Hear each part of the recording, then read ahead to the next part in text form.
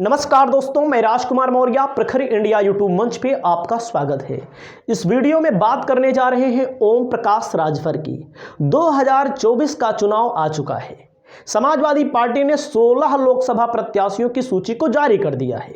ओम प्रकाश राजभर कभी भारतीय जनता पार्टी के साथ 2017 में चुनाव लड़ते हैं। 4 सीटों पर इनके विधायक जीतते हैं। 4 विधायक से अपना नाम इतना बड़ा कर लेते हैं यूपी की राजनीति में, यूं कहें इंडिया की राजनीति में भी इनका नाम चलता है। क्यों कहें, किसी ना किसी कारण से छाए रहते हैं। वो पॉजिटिव कारण भी हो सकता है और निगेटिव कारण भी हो सकता है। अगर राजभर छाए हैं तो क्यों छाए हैं, उसके पहले जान लीजिए। अगर किसी भी नेता को मीडिया में आना है तो उल्टी सीधी बयानबाजी करना जरूरी होता है। उस ओम प्रकाश राजभर के लिए मैं बोल रहा हूं। ओम प्रकाश राजभर एक संघर्षशील नेता के तौर पे उभरे हैं, उसमें कोई दो राय नहीं। लेकिन जब नेता एक पार्टी से दूसरी पार्टी से तीसरी पार्टी अल्टी पल्टी ज़्यादा करने लगता है तो उसकी वैल्यू को लोग कम देखते हैं, उसकी वैल्यू वहाँ पर एक तरह से समाप्त मानी जाती है। लेकिन ओम प्रकाश राजभर की बात करते हैं। जब 2017 में चुनाव लड़ते हैं तो 4 इनके पास विधायक, 4 विधायक इनको कैबिनेट मंत्री बनाया जाता है, दिव्यांग मंत्रालय भी दिया जाता है। अपनी ही सरकार के खिलाफ, योगी आदित्यनाथ जी के खिलाफ हमेशा हमलावर रहते हैं और कहते हैं इस्तीफा मैं जेब में लेकर घूम रहा हूं। इस्तीफा भी दे देते हैं कुछ दिनों में। फिर उसके बाद 2019 का चुनाव कहते हैं अकेले लड़ेंगे, बीजेपी को हराएंगे। वैसे बीजेपी हारी नहीं 2019 में।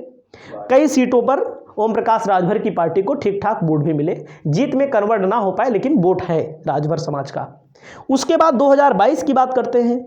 अखिलेश यादव के साथ चुनाव लड़े। योगी जी को, मोदी जी को, अमित शाह को लेकर के क्या क्या नहीं कहा इन्होंने।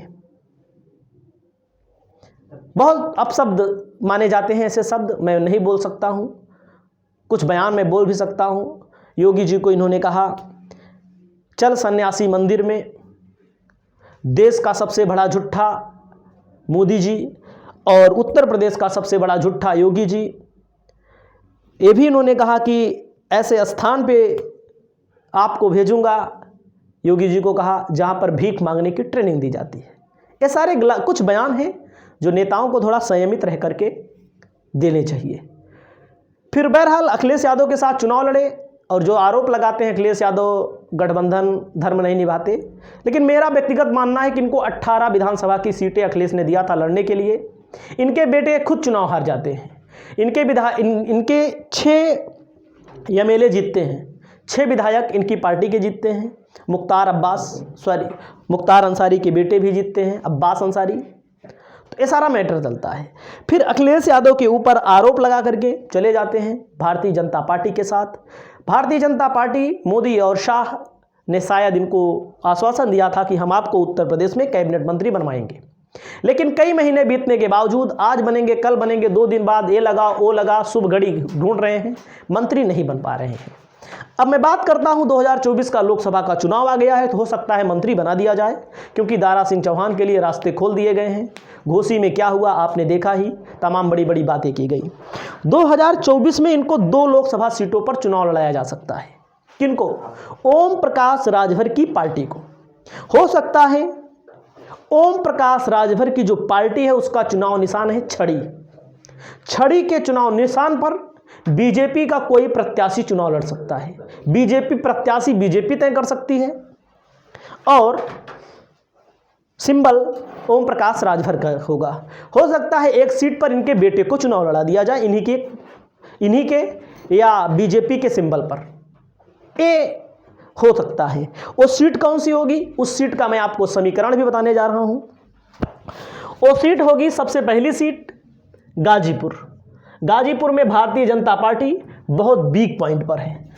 ध्यान दीजिएगा, गाजीपुर लोकसभा सीट पर भारतीय जनता पार्टी बहुत वीक पॉइंट पर है। उसका आंकड़ा भी मैं आपको दिखा देता हूं। लोकसभा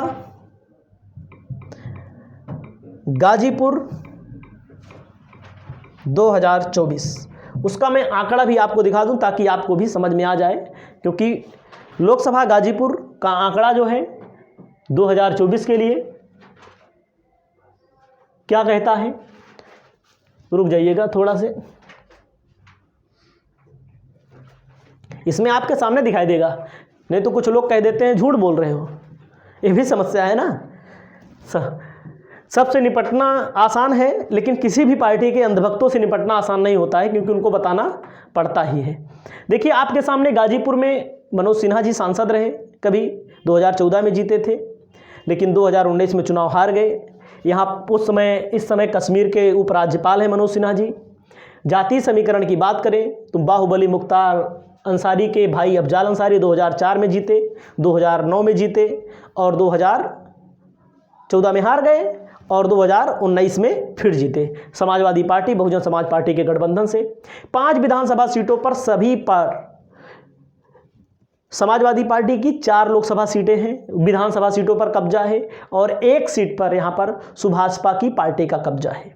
तो आप समझ सकते हैं इस सीट पर। और यहाँ पर कुछ मैं आपको और दिखा दूँ, मनोज सिन्हा चुनाव हार जाते हैं यहाँ से।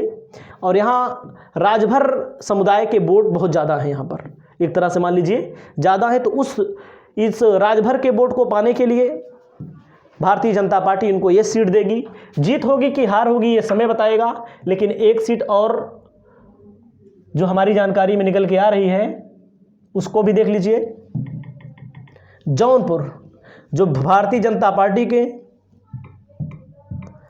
लिए खतरा है, जौनपुर की सीट से अभिषेक सिंह का भी नाम बीजेपी की तरफ से चल रहा है, लेकिन ये दोनों सीटें हैं। इन दोनों सीटों पर भारतीय जनता पार्टी 2019 में ये भी हार गई थी। श्याम सिंह यादव बहुजन समाज पार्टी से चुनाव लड़े और यहाँ जीते। यहाँ पर 5 में 3 सीटों पर बीजेपी गठबंधन, 2 सपा पर, यहाँ पर सपा का विधायक यहाँ पर चुना गया है। बाहुबली धनंजय सिंह का भी नाम यहाँ पर चल रहा है बीजेपी की ओर से। तो देखो ये 2 सीटें हैं, इन 2 सीटों पर या बाहुबली धनंजय सिंह यहाँ पर 2009 में बसपा के टिकट पर जीते थे, 2014 में कृष्ण प्रताप सिंह जीते, 2019 में श्याम सिंह यादव। सपा बसपा का जो वोट है 50% से ज़्यादा वोट यहाँ पर मिला था सपा बसपा को। तो ये आप जान सकते हैं जो आंकड़ा हम आपके सामने देख रहे हैं, यहाँ पर ब्राह्मण 2,43,810, क्षत्रिय 1,91,000, मुस्लिम 2,21,000, यादव 2 लाख और अनुसूचित जाति। इस सीट को भी लेकर के चर्चा है। कभी कभी चर्चा ये भी होती है कि घोसी की सीट भी, बलिया की सीट भी, मतलब कि ऐसी कई सीटें हैं जहाँ पर राजभर समुदाय के लोग अच्छी खासी तादाद में हैं। घोसी को लेकर भी चर्चा रहती है। घोसी क्योंकि वहाँ पर अभी आपने देखा होगा गाजीपुर में चुनाव हुआ, घोसी में चुनाव हुआ, जहाँ पर चुनाव जब होता है तो ओम प्रकाश राजभर बीजेपी के लिए फील्डिंग कर रहे थे दारा सिंह चौहान के लिए, लेकिन उस चुनाव में भारतीय जनता पार्टी को बुरी हार होती है, जिसमें तमाम कैबिनेट मंत्री चुनाव का प्रचार कर रहे थे। तो आपकी क्या राय है? आप अपनी राय भाई बताते रहिए। मैंने आपको 2 लोकसभा सीटें बताई। ओम प्रकाश राजभर को इन 2 लोकसभा सीटों में, दोनों सीटों पर हो सकता है इनको दे दिया जाए, क्योंकि हारी हुई सीटें हैं। इनको वही सीटें दी जाएंगी जो भारतीय जनता पार्टी हारी थी। अपनी जीती हुई सीट तो देगी नहीं, क्योंकि अपने सहयोगी दल से यह सीट जितवाना चाहेगी। या तो गाजीपुर तो पक्का मैं मान रहा हूँ, उसके बाद जौनपुर में कुछ संशय लग रहा है, लेकिन घोसी फिर एक बार उतर सकते हैं मैदान में। तो आपकी क्या राय है? नमस्कार।